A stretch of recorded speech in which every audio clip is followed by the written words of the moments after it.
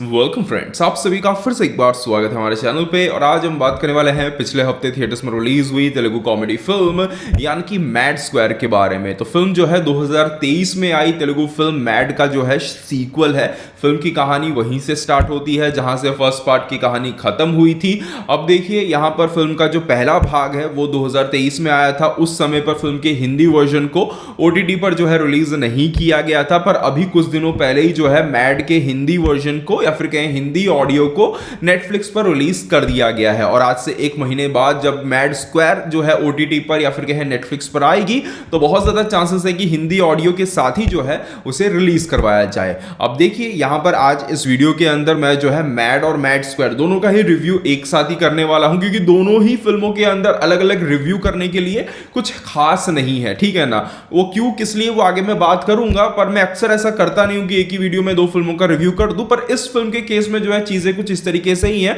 कि अलग अलग रिव्यू बनाने से कोई डिफरेंट कोई अलग फायदा जो है यहां पर होने नहीं वाला है। देखिए पहला भाग जो था मैड का, जो पहला भाग था वो बहुत ही छोटे बजट की फिल्म थी। ये पार्ट 2 भी बहुत ही छोटे बजट की फिल्म है, बट पार्ट 1 उससे भी छोटे बजट की एक फिल्म थी जिसने बॉक्स ऑफिस पर लाइफ टाइम तकरीबन 18.5 करोड़ के आसपास का जो है कलेक्शन किया था। उसके बाद अब जब मैड स्क्वायर आई तो उसने जो है केवल 3 दिनों में ही वर्ल्ड वाइड जो है 40 करोड़ के आंकड़े को पार कर लिया। अब जाहिर सी बात है जब कोई फिल्म इतनी सक्सेसफुल हो रही है, अच्छा कलेक्शन कर रही है, बuzz है, सब कुछ है, तो जाहिर सी बात है कि पब्लिक के अंदर एक एक्साइटमेंट बनती है, देखने की इच्छा बनती है। और आप में से भी काफी लोग शायद आने वाले दिनों में इस फिल्म को नेटफ्लिक्स पर देखने की कोशिश करोगे। तो अगर आप कोशिश करने वाले हो तो मैं आपको एक चीज क्लियर कर दूं, तो देखिए यहां पर ये दोनों ही फिल्में मैड और मैड स्क्वायर कुछ बहुत out and out extra ordinary फिल्में नहीं है, और ना ही इसके मेकर्स ने कहीं पर इसे कोई बहुत एक्स्ट्रा ऑर्डिनरी फिल्म के तौर पे कभी भी जो है प्रमोट किया है। स्पेशली पार्ट 2 तो जब आया तो पूरी तरीके से खुलेआम जो है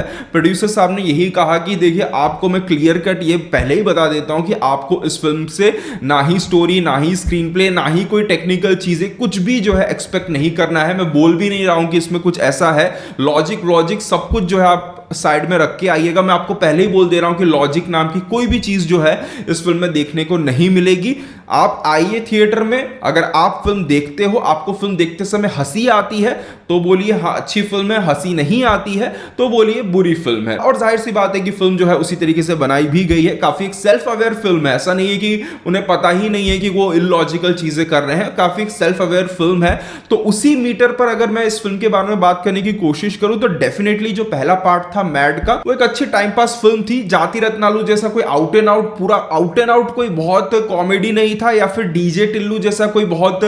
इंटरेस्टिंग या फिर बहुत ही एक्साइटिंग कैरेक्टर उसमें नहीं था। पर फिर भी फिल्म के अंदर काफी ऐसे पोर्शंस थे जहां पर फिल्म काफी अच्छी तरीके से हंसाने में जो है कामयाब रहती है। इवन कहीं कहीं पर अगर कोई इमोशनल यहां पर सीन आ भी रहा है तो उन सीन्स को भी जो है वो सीरियस जोन में जाने नहीं देती है। वहां पर भी कुछ ना कुछ जो है जोक यहां पर डाल के उसे फनी बनाने की कोशिश की जाती है। और उस काम में पार्ट 1 के अंदर मेकर्स जो है काफी जगहों पर जो है कामयाब हुए थे। अदरवाइज आप अगर कहानी के अंदर देखोगे, स्क्रीन प्ले के अंदर देखोगे तो काफी ऐसी चीजें हैं जो आपने ऑलरेडी कभी किसी और फिल्म के अंदर, कभी हिंदी फिल्मों के अंदर ऑलरेडी काफी बार जो है देखा हुआ है। पर हाँ, फिल्म के अंदर जो जोक्स हैं, जो कॉमेडी है वो पार्ट 1 के अंदर अच्छे से काम करती है। म्यूजिक पार्ट 1 का काफी अच्छा था। कॉलेज पापा सॉन्ग जो है बहुत बड़ा हिट हुआ था, और इवन मैं तो आज भी उस गाने को सुनता ही हूं। इवन उस फिल्म के अंदर जो दामोदर नाम का कैरेक्टर है, एक्चुअली ये जो मैड वर्ड है 3 कैरेक्टर्स के इनिशियल्स हैं, तो यहां पर जो दामोदर नाम का जो कैरेक्टर था उसको जो है एक लड़की यहां पर कॉल पे बात करती रहती है। अब वो लड़की अपनी पहचान जो है रिवील नहीं करती है,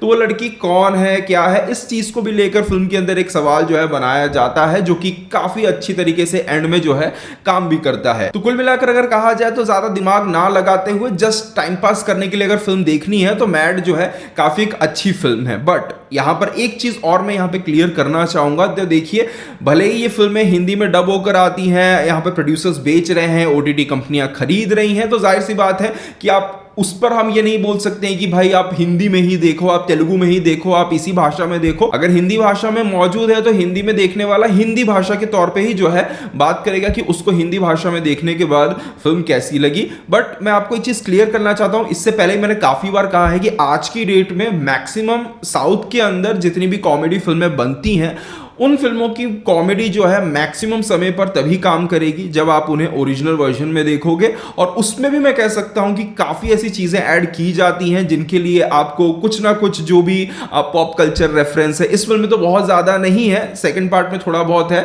इस फिल्म में नहीं है, मत्तू बदलरा 2 में बहुत ज्यादा था। तो वो जो रेफरेंसेस हैं उनके बारे में आपको पता होना चाहिए, बेसिक थोड़ा बहुत तेलुगु भी आना चाहिए, क्योंकि काफी ऐसे वर्ड्स रहते हैं जो सबटाइटल्स अगर आप पढ़ोगे तो आपको लगेगा ही नहीं कि भाई इसमें कोई फनी चीज जैसी कुछ भी है, आपको ऐसा पता ही नहीं चलेगा। तो ये एक फैक्टर है जो कि काफी फिल्मों के अंदर आज की डेट में जो है काम कर रहा है, जो कि मेरे हिसाब से पब्लिक को इस चीज के बारे में पता होना चाहिए। अब देखिए, अगर बात करें पार्ट 2 की, तो डेफिनेटली पार्ट 1 जितना मैं कह सकता हूं कि एक टाइम पास एंटरटेनर था, पार्ट 2 उतना नहीं हो पाता है। फर्स्ट हाफ जो है फिल्म का काफी हद तक इंगेजिंग था, एंटरटेनिंग था, स्पेशली जो मैरिज वाला पोर्शन है पूरा फिल्म के अंदर, वो मैं कहूंगा कि पूरा सुपर फनी था, मजा आया उसे देखने में। इवन यहाँ पर फिल्म के अंदर कुछ दूसरी फिल्मों के जो रेफरेंसेस यहाँ पर देखने को मिलते हैं, अलग अलग एक्टर्स की जो एंट्री होती है, शिवाजी द बॉस का जो एक ओपनिंग सीन है वैसा ही एक ओपनिंग सीन देखने को मिलता है कि भाई तुम जेल में क्यों आ गए, तुमने क्या किया था, क्या ये किया था, क्या वो किया था, तो बाद में जवाब आता है नहीं मैंने दोस्ती की थी।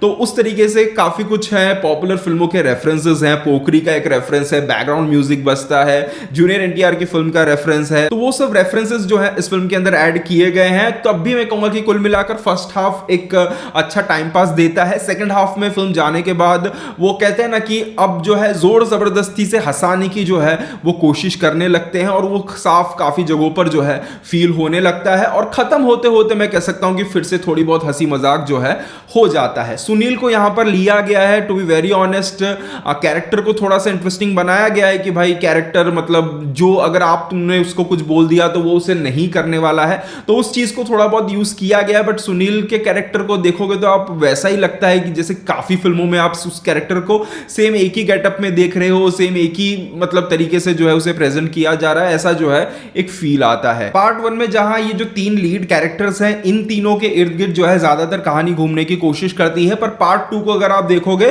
तो यहां पर जो लड्डू नाम का कैरेक्टर है उसको सेंटर में रखते हुए जो है यहां पर फिल्म की पूरी कॉमेडी जो है आपको देखने को मिलती है, और वो कैरेक्टर यहां पर इस फिल्म के अंदर बहुत ही फनी नजर भी आता है। और उससे भी ज्यादा मैं कह सकता हूं फिल्म में हंसाने में कामयाब रहता है उनके पिता का कैरेक्टर, जो कि मुरलीधर जी प्ले कर रहे हैं, और उनका काम भी फिल्म के अंदर बहुत ही अच्छा है। यहां पर फर्स्ट पार्ट के मुकाबले यहां पर फिल्म के जो गाने हैं वो भी मैं कह सकता हूं कि उतने बहुत अच्छे नहीं साबित हो पाते हैं। डेफिनेटली भीम का जो म्यूजिक रहता है उसके अंदर एक वाइब वाला जो फैक्टर है वो आता है, अगर आप थिएटर में बैठ के देखोगे तो इंजॉयबल रहता है, बट ऐसा कोई बहुत मेमोरेबल गाना जो है इस फिल्म का नहीं है। स्वाति रेड्डी थोड़ा बहुत पॉपुलर हुआ है, पर ऐसा कुछ खास मुझे पर्सनली नहीं लगा, और फिल्म को देखकर आपको साफ पता चलेगा कि यहां पर आइडिया और स्टोरी लेवल पर भी जो है इनके पास कुछ भी नहीं था, और इसीलिए जो है प्रोड्यूसर उसी तरीके से प्रमोट भी कर रहे थे।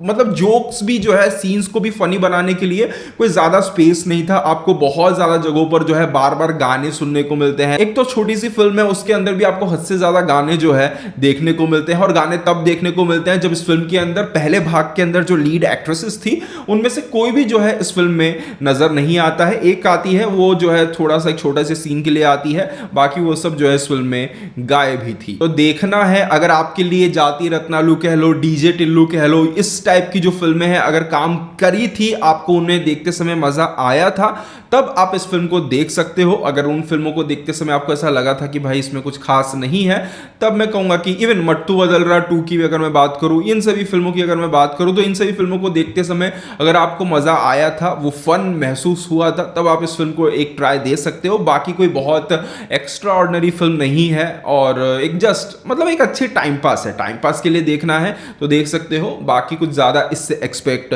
आप मत करिएगा। तो ये था मेरा ओवरऑल ओपिनियन इस फिल्म को लेकर। अगर आपने फिल्म देख ली है तो आपको फिल्म कैसी लगी है कमेंट सेक्शन में जरूर बताइएगा। मिलते हैं हमारे अगले वीडियो में, तब तक के लिए बाय बाय, टेक केयर।